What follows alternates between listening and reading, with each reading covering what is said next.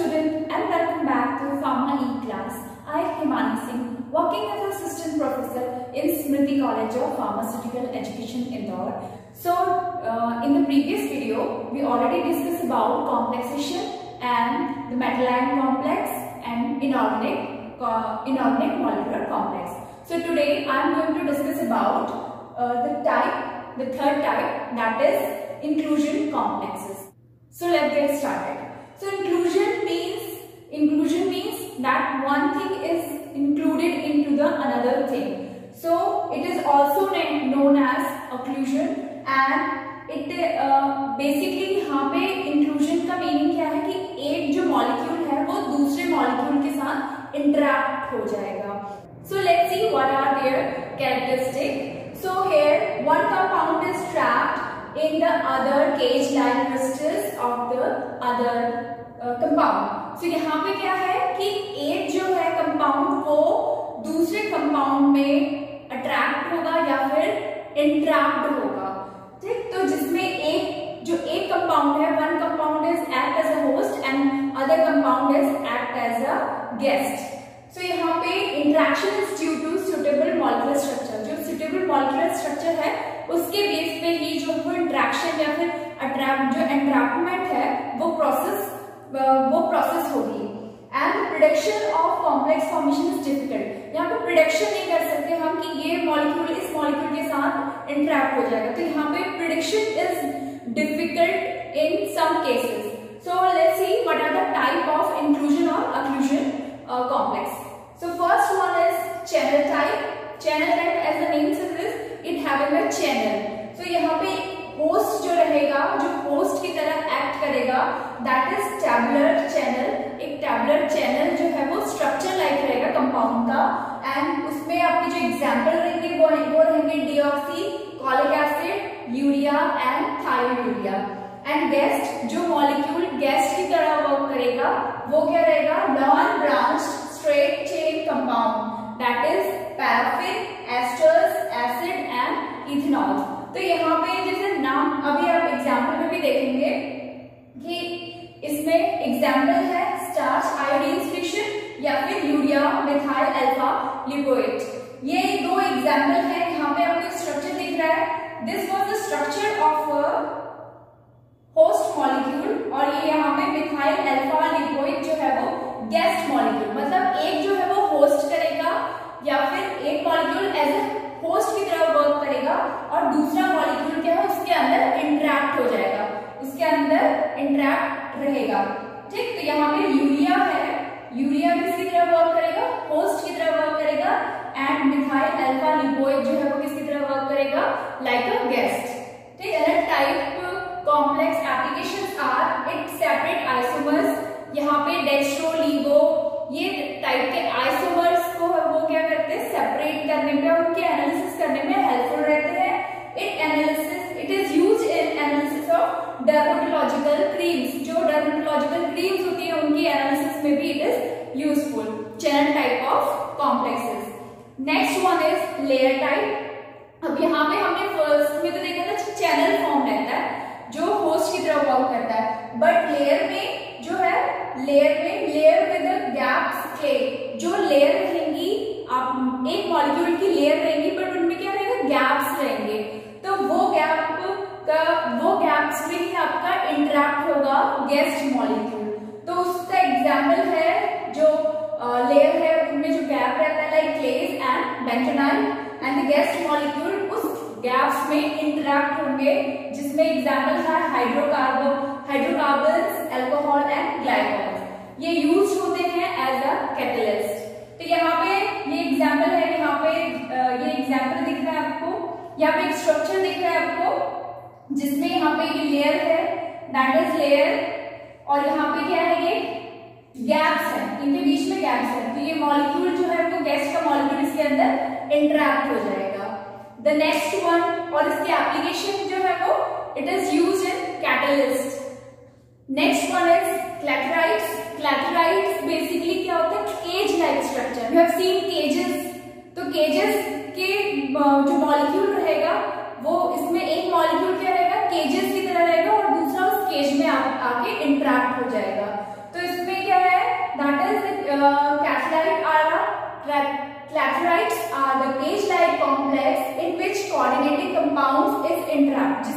Coordinating compound, जो compound हमारे complex create करने वाले हैं वो क्या करेंगे, इंटरैक्ट हो जाते हैं। Example are warfarin sodium and hydroquinone cage, hydroquinone from the cage with hydrogen bond, this can interact methanol, carbon dioxide and HCl। ये हाइड्रोक्विनोन क्या है, वो केज क्रिएट करता है हाइड्रोजन बॉन्ड्स के थ्रू और इसमें मिथेनॉल, कार्बन डाइऑक्साइड या HCl जो वो इंटरैक्ट हो जाता है। तो यहाँ पे आप एग्जाम्पल दिख रहा है आपको, ये यहाँ पे जो मॉलिक्यूल है वो केज लाइक स्ट्रक्चर क्रिएट कर देगा। यहाँ पे केज, ये देखिए जो सारी की सारी बॉन्डिंग्स या वो सारी की सारी जो एंट्रीज है यहाँ पे आके बॉन्डिंग्स क्रिएट करेंगी और केज लाइक स्ट्रक्चर क्रिएट हो जाएगा, जिसकी वजह से यहाँ पे क्या होगा, मिथेनॉल, कार्बन डाइऑक्साइड या HCl आके इंटरैक्ट हो जाएगा। So these type of clatterides are used as a gaseous, volatile and toxic substances storage. So the next one is monomolecular inclusion, जहाँ पे आपको नाम समझ में आ रहा है कि monomolecular मीन कि एक ही कोई मॉलिक्यूल है वो इंटरैक्ट रहेगा। Entrapment of single guest molecule in the cavity of one host molecule, किसी भी होस्ट मॉलिक्यूल की कैविटी में एक ही सिंगल मॉलिक्यूल जो है वो इंटरैक्ट रहेगा, that is called monomolecular inclusion complexes. यहाँ पे आपको ये दिख रहा है, this is the cyclodextrin structure. यहाँ पे साइक्लोडेक्स्ट्रीन स्ट्रक्चर है, ये इसकी यहाँ पे बीच में कैविटी है जिसमें हमारा जो भी दूसरा मॉलिक्यूल है वो इंटरैक्ट रहेगा। अब इसकी एप्लीकेशन है, this is extensively used in the formulation of dosage form. ये जो हमारा जो मोनोमॉलिक्यूलर इंक्लूजन कॉम्प्लेक्स है ये एक्सटेंसिवली यूज्ड होता है इन formulation of dosage form, enhancement of solubility, कुछ सॉल्युबिलिटीज एनहांसमेंट में भी जो है मोनोमॉलिक्यूलर टाइप जो है वो यूज होता है, डिसोल्यूशन एनहांसमेंट में भी यूज होता है, enhancement of stability and also it is having a sustained release. जिस भी डोसेज फॉर्म का हमको रिलीज जो है वो सस्टेन कराना है, तो उस रिलीज में भी हमारा जो है इस टाइप का मोनोमॉलिक्यूलर इंक्लूजन कॉम्प्लेक्स जो है वो यूज होते हैं। So let's see what are the application of complexations. So basically complexation are variously on variety of uses. So these are used as a physical state when ये क्या करता है, यहाँ पे कन्वर्ट कर देता है लिक्विड, अगर कोई भी लिक्विड है वो उसको सॉलिड कॉम्प्लेक्स में कन्वर्ट करके उसकी जो फिजिकल स्टेबिलिटी है या फिजिकल स्टेट है वो चेंज कर देता है। सो इसका एग्जाम्पल है like nitroglycerine with साइक्लोडेक्स्ट्रीन।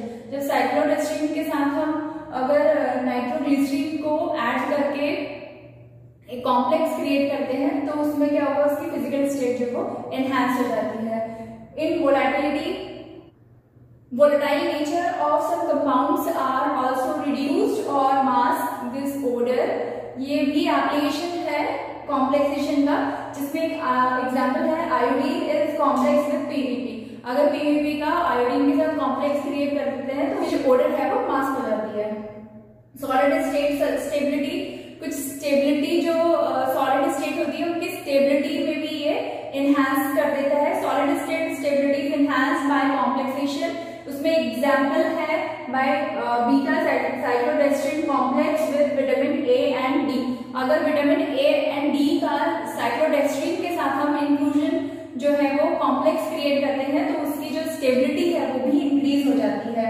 Chemical stability, it reduce reactivity, जो केमिकल जो चेंज हो जाता है, रिएक्शन केमिकल रिएक्शन से जो चेंज हो जाते हैं कंपाउंड्स में, तो उसके भी जो रिएक्टिविटी है उसको रिड्यूस कर देता है और इम्प्रूव कर देता है उसकी स्टेबिलिटी को। Like caffeine and benzocaine prevent hydrolysis. अगर हम कैफीन और बेंजोगिन का कॉम्प्लेक्स क्रिएट होता है तो वहां पे क्या होता है, हाइड्रोलिसिस जो है वो प्रिवेंट हो जाती है किसी बेंजोगिन की।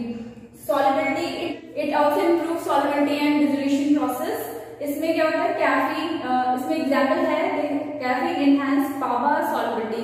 पावा is a para amino benzoic acid, तो पैरा अमीनो बेंजोइक एसिड की सॉल्युबिलिटी को कैफीन जो है एनहांस कर देता है। पार्टीशन कोएफिशिएंट, जैसे वाटर एंड बेंजीन हमने मिक्स किया है, these are two different type of chemicals, और उसमें अगर हम पर मैग्नेट आयन ऐड करते हैं तो पार्टीशन इन वाटर जो है परमैंगनेट आयंस का जो वाटर में पार्टीशन वो एनहांस हो जाता है। और उसी में ही इस वाटर एंड बेंजीन में ही अगर हम permanganate ions and ground ether add करते हैं तो पार्टीशन इन बेंजीन में जो उसका पार्टीशन है वो इंक्रीज हो जाता है। एंटी बैक्टीरियल एक्टिविटी इसमें क्या होता है, पास एंड क्यूप्रिक आयंस जो है वो मिलके क्यूप्रिक कॉम्प्लेक्स क्रिएट करते हैं जो चिलेट फॉर्म करते हैं, जिसकी वजह से एंटी ट्यूबरकुलर ड्रग प्रोड्यूस होती है। Next one is antidote for metal poisoning. अगर किसी की मेटल पॉइजनिंग जो है वो मेटल की पॉइजनिंग हो गई है तो भी ये एज इट इज तो भी जो कॉम्प्लेक्स है वो मेटल पॉइजनिंग में एंटी मेटल की एज ए एंटीडोट यूज होते हैं in the metal poisoning. Like arsenic और मरकरी बाइंड करते हैं कुछ एंजाइम के साथ, उनके एसएच ग्रुप के साथ, तो जो नॉर्मल फंक्शन होता है बॉडी का उसको इफेक्ट करते हैं। तो डाइमरकैप्रोल एक जो है एंटीडोट है, हमारा कॉम्प्लेक्स है, वो क्या करता है हमारे एज ए मेटल पॉइजनिंग में एंटीडोट की तरह वर्क करता है। Reduce toxicity, it also reduce toxicity. Cyclodextrin are effective, जो साइक्लोडेस्टिन है हमारा जो कॉम्प्लेक्स है वो इफेक्टिव है in reducing ulcerogenic effect in indomethacin. जो इंडोमाइथोसिन का जो अल्सरेटिव इफेक्ट है उसको भी ये रिड्यूस कर देता है। So these are some applications. So in the next video we will discuss about method of estimation. Thank you.